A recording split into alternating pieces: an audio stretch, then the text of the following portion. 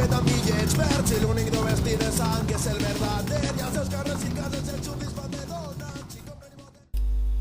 En primer lloc, caldrà que us descarregueu el paquet del Moodle portable. Si aneu a la pàgina principal de l'Estuig Digital, veureu a dalt de tot que trobareu l'enllaç per poder accedir a la pàgina de descargues.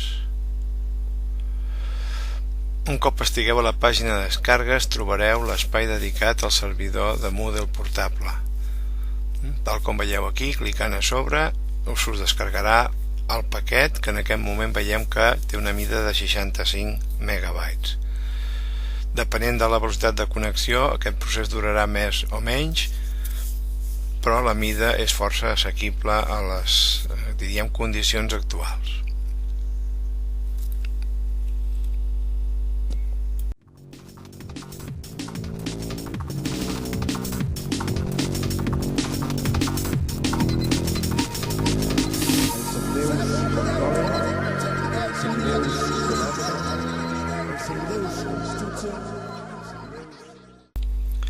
Una vegada descarregat el paquet, clicarem a sobre i procedirem a la seva descompressió.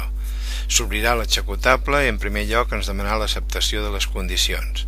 Un cop acceptades les condicions ens donarà pas a que nosaltres li indiquem en quina unitat volem que situï els fitxers, que els descomprimeixi. Amb el botó de navegació accedirem al nostre ordinador, el més normal, i en el nostre cas hem escollit l'USB, on també tenim l'Estuig Digital. Bé, aquest procés de descompressió, en funció de les característiques del maquinari que es tinguin, pot durar entre 10 i 25 minuts, és a dir que cal ser conscients de que pot durar una mica en la nostra màquina.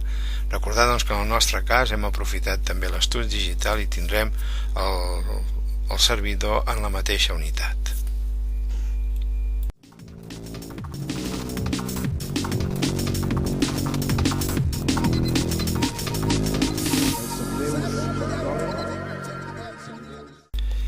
Si mirem la unitat que li hem indicat que faci la descompressió, veurem que hi ha 3 elements nous.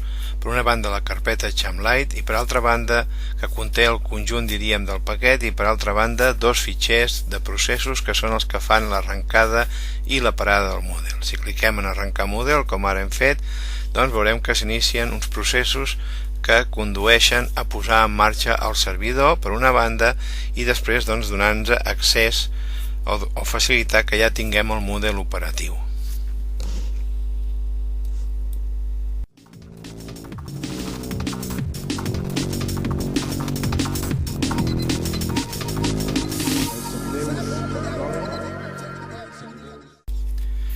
Un cop arrencat el servidor, tal com veieu aquí, amb l'adreça http://localhost, des del navegador podrem accedir a la plataforma Moodle instal·lada. Un cop ens aparegui la plataforma, tal com llegiu en la portada, ens caldrà accedir com a administrador. L'usuari administrador, ja ho teniu indicat, és admin i la contrasenya Estuig Digitals. Si ens validem com a administrador, indicant aquí en la part superior admin d'usuari i contrasenya Estuig Digital, accedirem a la plataforma amb tots els permisos, tant per crear cursos com per crear usuaris o fer modificacions, tal com aquí podem veure amb la validació de l'usuari administrador. Trobareu un curs ja creat de proves en la plataforma. Aquest curs el trobareu a baix de tot a l'esquerra, es diu Proves, i tal com podem veure ara és un curs creat en format, diríem, setmanal. Un cop estigueu a dintre i tingueu permisos d'administrador, podeu fer els canvis que cregueu pertinents.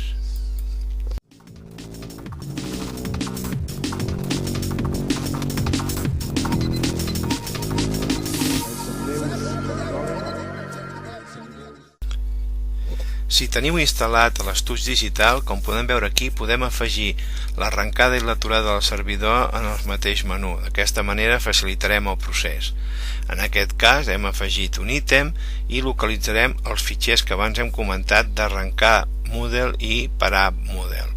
Ara ho estem veient, hem afegit l'ítem, el següent pas serà modificar el nom que ens surt per defecte, podem indicar el nom que nosaltres vulguem, i el següent pas serà afegir-hi una icona tenint present que Els fitxers .bat no incorporen icones. Les icones les trobarem a la carpeta eines USB, RUNMI, icones. Hi ha un conjunt d'icones, podeu buscar alguna que sigui adequada o també podeu vosaltres crear o afegir les vostres icones. El mateix farem en l'enllaç per aturar el model, ja que en algun moment ens pot interessar aturar el servidor un cop engegat. Seguirem el mateix, com aquí estem veient també, canviant o adequant el nom, que per defecte ens surt el nom del fitxer, i també després buscant la icona, com hem comentat, a la carpeta eines USB RUNMI del estuig digital. Sobretot recordem que heu de tenir instal·lat a l'estuig digital. D'aquesta manera, com podem veure ara, podem indicar arrencar el servidor i el procés que abans hem fet d'una manera, podríem dir, més manual, en aquest cas el tenim ja automatitzat i simplificaria la nostra feina.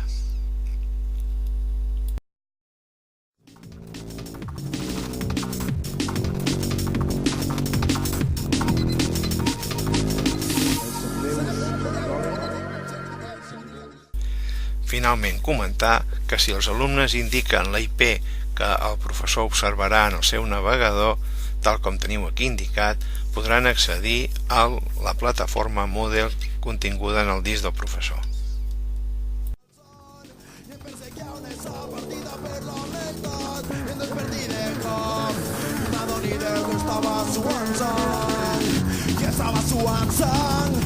Ma non idea che stava suando, che stava suando.